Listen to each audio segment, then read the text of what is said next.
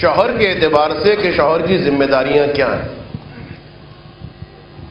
دیکھیے گھر کے جو دو پہیے ہیں، جسے آپ نے بہت سنا ہے جملے کو، اتنی مرتبہ سنا ہے کہ وہ پہیوں کا پنچر بھی ہو چکا ہے، لیکن حقیقت میں یہ دو پہیے ایسے ہیں کہ بہرحال اس میں سے ایک پہیہ سرپرست ہے. ایک پہیہ وہ جس کے ساتھ ایکسل لگا ہوا ہے، جو میکینک ہیں وہ جان گئے ہوں گے، ٹائی راڈ ٹائپ کی چیز اسی کے ساتھ لگی ہوئی ہے کہ اگر وہ گڑبڑ ہوئی تو گاڑی بھی جو ہے وہ ختم ہو سکتی ہے. لہذا مرد پہیہ ہے لیکن بے عنوان سرپرست ہے، اور جب سرپرست ہے تو اس کی ذمہ داریاں نہ صرف زیادہ ہیں بلکہ دشوار بھی ہیں، سنگین بھی ہیں.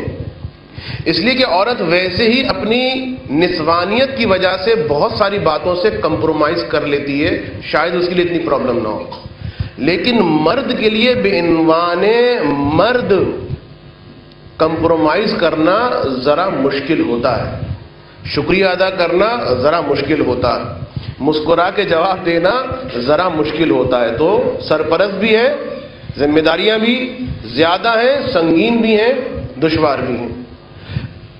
اہم ترین کام جو اس مرد کو بے عنوان سرپرست کرنا ہے، جو اس گھر کا سرپرست ہے، اور یہ بار بار کہنے کی ضرورت نہیں ہے کہ دونوں کا ہدف یہ ہے کہ اپنے گھر کو جنت کا گہوارہ بنا دیں، جنت کا ایک باغ بنا دیں، سکون کا مرجع قرار دے دیں. اہم ترین ذمہ داری مرد کی کیا ہے؟ بے عنوان سرپرست. واقعاً اگر وہ سرپرستی کر رہا ہے یا کرنا چاہتا ہے، پہلے دن سے وہ اس بات کو کلیئر کر دے کہ وہ شادی کی صورت میں کسی کنیز کو لے کر نہیں آ رہا. شادی کر کے وہ جو ایک لکھا ہوتا ہے نا، بہت دفعہ ہماری زبان سے وعلیکم السلام جملہ نکلتا ہے، لیکن اس کی حقیقت سے ہم ناواقف ہیں. سوچئے جملہ کیا ہے، یہ لفظ ترکیب کیا ہے. کنیز سمجھ کے نہ لے کر آئے کہ میرے گھر میں میرے پاس کوئی کنیز آ رہی ہے، بہت زیادہ میرے تلذذ کا مرکز بنے گی، بہت زیادہ ہوا تو میرے کام جو گھر کے ہیں، کپڑے وپڑے نہیں. اس کلمے کو یاد رکھے کہ وہ اپنے گھر میں شریک حیات کو لے کر آ رہا ہے، جسے آپ کیا کہتے ہیں، لائف پارٹنر. لائف آپ کی زندگی.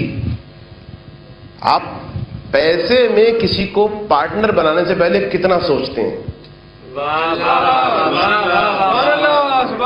اس کا مزاج کیا ہے، وہ کیسا ہے، کس چیز سے بھاگ جاتا ہے، کس چیز کو پسند کرتا ہے، اس کی سطح علمی کیسی ہے، اس کے تمائلات نفسانی کیا ہیں، یہ سب آپ سوچتے ہیں نہیں سوچتے؟ دیکھیں میری بات انشاءاللہ آپ ہی سے، کیونکہ آپ سب ماشاءاللہ عاقل ہیں. جو یہ نہیں سوچتا اور ادھر پیسہ دیا، اس سے تو میری بات ہی نہیں ہے. میں نے تو پہلے بتا دیا، نہ خواتین نہ مرد. تو جب انسان ایک کو شریک حیات بنا رہا ہے تو سوچئے گا، کبھی سوچئے گا کہ لفظ شریک حیات یعنی کیا مطلب.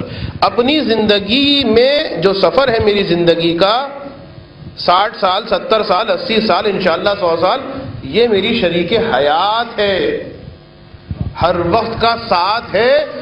اگر اس کے ساتھ میری انڈرسٹینڈنگ نہیں ہوئی، اس کے ساتھ جھگڑا چلا، تو پارٹنر جو مال کا پارٹنر ہے اس کا جھگڑا تو وقتی ہوگا، آفس کی حد تک ہوگا، لیکن یہ ہر وقت کا روگ بن جائے گا، ہر وقت کا عذاب ہوگا. تو ایک بات تو یہ سمجھے بے عنوان سرپرست کہ میں شریک حیات کو لے کر آ رہا ہوں. اب جب شریک حیات کو لے کر آ رہا ہے، ایک پارٹنر کا تصور ہے، زندگی کا پارٹنر، تو دوسرا مرحلہ یہ ہے کہ واقعاً یہ تمام نوجوان، تمام وہ بچے کے جو شادی کرنے والے ہیں اور شادی کر چکے ہیں، اس بات کی طرف متوجہ ہوں کہ وہ کوشش کریں، وقت نکالیں اس کے لیے. اپنی آفس کی فائلز وغیرہ، وہ ساری مصروفیات، سوشل کانٹیکٹ، اس کے لیے ضرور وقت نکالیں، گوشائے تنہائی میسر کریں، فراہم کریں، اور سوچیں کہ جس کو میں نے شریک حیات بنایا، ٹھیک ہے ہم نے اچھائیوں کو دیکھ کے بنایا، لیکن کیا اس کی فطرت ہے، کس چیز کو پسند کرتی ہے، کس چیز کو پسند نہیں کرتی، اس کی سطح علمی کیا ہے، اس کی مائنڈ کیمسٹری کیا ہے. سوچا تو جاتا ہے، پہلے معلوم ہو جاتی ہے، اس بات کی بہت توجہ کی جاتی ہے، بھئی یہ میک ڈونلڈ کی چکن کھانا پسند کرتی ہیں یا KFC کا چکن کھانا، کون سے آئس کریم، کون سی فلم، کون سا لباس، کون سے کپڑے، کیسا صوفہ؟ نہیں، اہم ترین چیز تمایلات نفسانی، سطح فکری، سطح علمی، اسے سمجھنا ہے، اور اس میں ٹائم لگے گا۔ ایسا نہیں ہے کہ ایک دن کے اندر آپ کو کوئی فارمولا دیا، آپ نے 2+2 = نہیں، اس میں وقت لگے گا، سوچنا پڑے گا، دقت کرنی پڑے گی، اور پھر بہت ساری چیزیں آپ کے پاس آ جائیں گی، بہت ساری باتیں آپ کو سمجھ میں آ جائیں گی کہ یہ یوں اس لیے کہہ رہی ہیں کیونکہ یہ چیز ان کے اندر کم ہے، مجھے کمپرومائز کرنا ہے۔ یہ بری نیت سے نہیں کہہ رہی، ان کا مزاج ہی ایسا ہے، یہ بدتمیزی نہیں کرنی، ان کے بولنے کا انداز ایسا ہے۔ دیکھیں بہت ساری باتیں انسان کو سمجھنا ہوگا۔ سرپرست ہے، ذمہ داری سنگین ہے، اور سرپرستی کا بہترین انداز یہ ہے کہ جو زیر دست ہے اس کی نفسیات کو انسان سمجھے۔ خاص باتیں تو میں نہیں بتا سکتا اس وقت، لیکن ایک بات جو جنرل ہے، جو ہر عورت کے اندر، گھر میں آنے والی ہر دلہن کے دل میں، وہ کیا ہے؟ یہ جنرل بات، عمومی بات، اور وہ یہ کہ دیکھیے ہر محقق، چاہے وہ اسلامی ہو، چاہے وہ سائنس کا محقق ہو، چاہے وہ فلسفے کا، سب اس بات کے اوپر متفق ہیں کہ عورت کا وجود عاطفی ہے، عطوفت پسند ہے۔ بہت جلدی عورت مرد کے مقابلے میں کسی بات سے متاثر ہو جاتی ہے، بہت جلدی ایک عورت جذباتی ہو جاتی ہے۔ یہ ایسی چیزیں نہیں ہے کہ آپ اس کو ختم کرنے بیٹھ جائیں، نہیں، یہ فطرت ہے عورت کی، اس کو آپ چھوڑ دیجئے، یہ ہے اس کی فطرت میں شامل ہے کہ وہ نمبر 1 عطوفت پسند ہے، یعنی محبت کی بھوکی ہے۔ اب یہ بار بار محبت اور عشق کے لفظ میں استعمال نہیں کرنا چاہتا، ورنہ نوجوان کسی اور جانب چلے جائیں گے، لہذا میں لفظ عطوفت استعمال کر رہا ہوں، عاطفہ، جو ایک پروقار لفظ ہے۔ تو عورت ذاتی اعتبار سے وجود عاطفی کہا جاتا ہے، اور اسی وجہ سے بہت ساری خصوصیات عورت کے اندر ہیں جو مرد کے اندر نہیں ہیں۔ عورت باریک بین ہوتی ہے، مرد نہیں ہوتا۔ آپ کسی کے گھر میں گئے، واپس آئے، آپ نے دیکھا تھا ان کے پردوں کے اوپر کیا ڈیزائن بنا ہوا تھا، آپ نے دیکھا تھا کہ انہوں نے کیسے رنگ کا لباس، دیکھا تھا ان کا ٹیشو پیپر کا باکس، آپ نے کہا مجھے کیا پتا، میں تو کمرے بیٹھا ہوا تھا۔ یہ ہو کیا رہا ہے؟ ایسا نہیں کہ مرد وہ لاؤ بالی ہے یا نہیں، یہ فطرت ہے، عورت کی فطرت ہے، وہ دقیق ہوتی ہے ہر چیز میں، بہت دقیق ہوتی ہے، غور سے ہر چیز کو دیکھتی ہے۔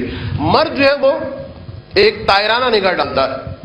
یہی بات ٹکراتی ہے کہ جس وقت، اب چونکہ مرد کا مزاج ہے، توجہ رکھیے گا عزیزو، بس مرد کا مزاج ایک ایسا ہوتا ہے کہ وہ اس اوپری سطح کو دیکھتا ہے، لہذا جب مرد غمزدہ ہوتا ہے، پریشان ہوتا ہے، تو مرد یہ چاہتا ہے کہ مجھے کوئی تنگ نہ کرے، میں کمرے میں لیٹوں، مجھے سوچنے کا موقع دیا جائے۔ یہ مرد کا مزاج ہے۔ اچھا عورت کیا ہوتی ہے؟ عورت چونکہ بہت باریک بین ہوتی ہے، چھوٹی چھوٹی چیزوں کو دیکھتی ہے، لہذا جب وہ پریشان ہوتی ہے تو بہت چھوٹی چھوٹی باتوں پر پریشان ہو جاتی ہے، اور چونکہ وجود عاطفی ہوتا ہے عورت کا، لہذا وہ چاہتی ہے کہ کوئی اس کی باتوں کو سنے۔ اب ہوتا کیا ہے، مرد پریشان ہے، اس کی مردانگی یعنی اس کی فطرت کا تقاضا یہ ہے کہ وہ تنہائی چاہے گا، تنہا رہ کر، اکیلے بیٹھ کر، چاہے چیئر پہ بیٹھا ہوا ہے، چاہے کمرے میں لیٹا ہوا ہے، سوچ رہا ہے، اپنی فکر کے بارے میں خیال کر رہا ہے۔ اب وہ عورت بار بار آ کے پوچھ رہی ہے کیا ہو گیا، یہاں سے اختلاف شروع ہو جائے گا۔ نہیں، یہ مرد کی فطرت ہے، چھوڑ دو اس کے حال پر۔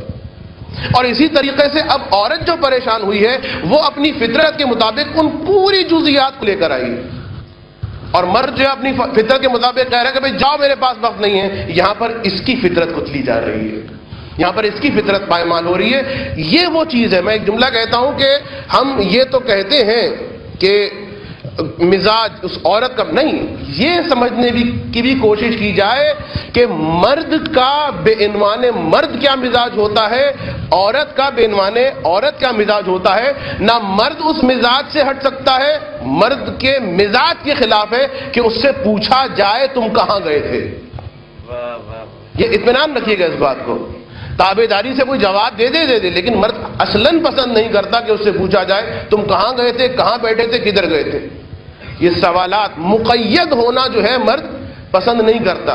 اور عورت چاہتی ہے اپنے اسی وجود عاطفی کی وجہ سے کہ کسی کی محبت میں مقید ہو، اور جب وہ چاہتی ہے کہ مقید ہو تو پھر وہ چاہتی ہے کہ وہ اس کے بارے میں فکر کرے، وہ اس کے بارے میں اعتنا کرے، وہ اس کی پریشانی کے بارے میں اس سے ڈسکس کرے، چھوٹی چھوٹی باتوں پر اس سے سوال جواب کرے. تو یہ اس کی وجود عاطفی کی تامین ہو رہی ہے، اور وہاں اس کے وجود مردانگی کی اس انداز میں تامین ہو رہی ہے. درود پڑھ دیں محمد و آل محمد.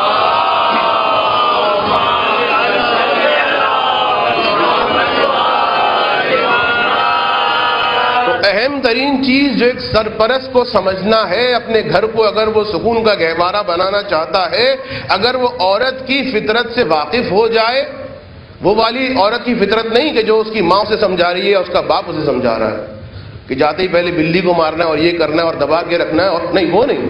جو حقیقی ایک منطقی اور فلسفیانہ اور جو تعلیمات اہل بیت کے مطابق ہمیں افکار بیان کی گئی ہیں.